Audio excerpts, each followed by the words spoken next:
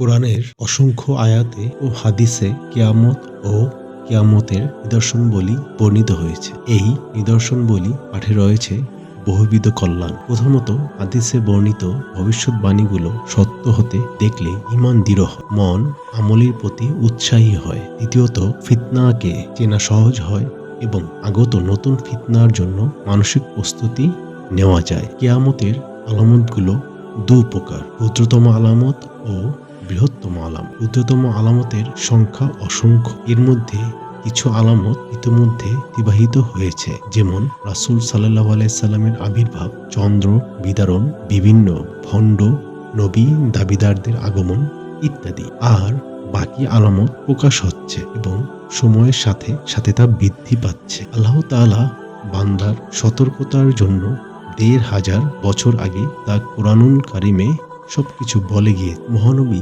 সাল্লাল্লাহু আলাইহি সাল্লাম বলেছেন, কিয়ামতের আগে অজ্ঞতা বেড়ে যাবে, ইলম উঠিয়ে নেওয়া হবে, মানুষের হৃদয় কঠিন হয়ে যাবে, মারামারি তা যজ্ঞ বেড়ে যাবে। কিয়ামতের বড় বড় আলামত এখনো পরিদৃষ্ট না হলেও ছোট ছোট আলামতগুলো এমনভাবে সর্বত্র বিস্তার লাভ করেছে যা রোধ করার ক্ষমতা কারও নেই। কিয়ামতের ছোট ছোট আলামতগুলো হচ্ছে কোরআন ও হাদিসের জ্ঞান থেকে মানুষকে দূরে রাখার চেষ্টা করা হচ্ছে। বদদিনী আচরণ ধীরে ধীরে বিস্তার লাভ করছে। মানুষ থেকে নীতি নৈতিকতা হারিয়ে যাচ্ছে। হিংসা, লোভ ও অহংকারের সীমা ছাড়িয়ে যাচ্ছে। প্রতিযোগিতা করে অট্টালিকা নির্মাণ করা হচ্ছে। দুষ্টের দমন ও শিষ্টের লালনের পরিবর্তে দুষ্টের লালন ও শিষ্টের দমনের কার্যক্রম গর্বের সঙ্গে করা হচ্ছে। শিরক, বিদাত, নিফাক ইত্যাদি বৃদ্ধি পাচ্ছে। মিথ্যা, আমানতের খেয়ানত, ওয়াদা খিলাফ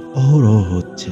সন্তান পিতামাতার শুধু অবাধ্য নয়, বরং পিতামাতাকে খুন করছে। পিতামাতা সন্তানকে আদর স্নেহ দিয়ে মানুষ করার পরিবর্তে নিজেই হত্যা করছে, যা জাহেলিয়া যুগেও করা হতো। অন্যায় অবিচার এত প্রকট আকার ধারণ করেছে যে মানুষ অন্যায়কে অন্যায় মনে করছে না। ন্যায় নীতির পরিবর্তে অন্যায় জুলুম করা হচ্ছে। নারীরা পর্দা করার পরিবর্তে পর্দাহীনতাকে অহংকারের বিষয় বানিয়ে নিয়েছে। সুদ, ঘুষ, মদ, জিনা, ব্যভিচার বেড়ে গেছে। জাহেলি যুগের মতো সুদকে ব্যবসার ন্যায় হালাল মনে করা হতো। ঘুষকে স্বাভাবিকভাবে দেখা হতো। মদ পানকে তুচ্ছ করে দেখা হতো। 5 বছরের বালিকা পর্যন্ত ধর্ষিত হতো। শিক্ষা প্রতিষ্ঠানে যুবতীরা যুবকদের নির্যাতিত।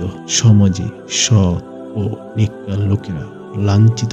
অসৎ ও দুষ্ট লোকদের দৌলত বেড়ে যাচ্ছে। বদ কর্মে পৃথিবী টইটুম্বুর হয়ে যাচ্ছে। কিয়ামতের 10টি বড় নিদর্শন হচ্ছে, মহানবী সাল্লাল্লাহু আলাইহি সাল্লাম বলেন, 10টি নিদর্শন যতক্ষণ পর্যন্ত তোমরা দেখতে পাবে না ততক্ষণ পর্যন্ত কিয়ামত হবে না। তা হলো ধোঁয়া, দাজ্জাল, দাব্বাহ। দাব্বাহ হচ্ছে জমিন থেকে একটি জন্তুর বের হওয়া। পশ্চিম দিক থেকে সূর্যোদয় হবে। কিয়ামতের 100 বছর আগে মাত্র এক দিনের জন্য পশ্চিম দিক থেকে সূর্য উদিত হয়। হযরত ঈসা আলাইহিস সালামের আগমন, ইয়াজুজ মাজুজের আগমন, পূর্ব দিকে 3টি ভূমিকম্প, পশ্চিম দিকে ভূমিকম্প, আরব উপদ্বীপের ভূমিকম্প, ইয়েমেন থেকে উত্থিত আগুন যা মানুষকে তাড়িয়ে সমাবেশের স্থানে নিয়ে যাবে। আল্লাহ তাআলা মুসলিম উম্মাহকে কিয়ামতের সব আলামত ও তার ভয়াবহতা থেকে হেফাজত করুন।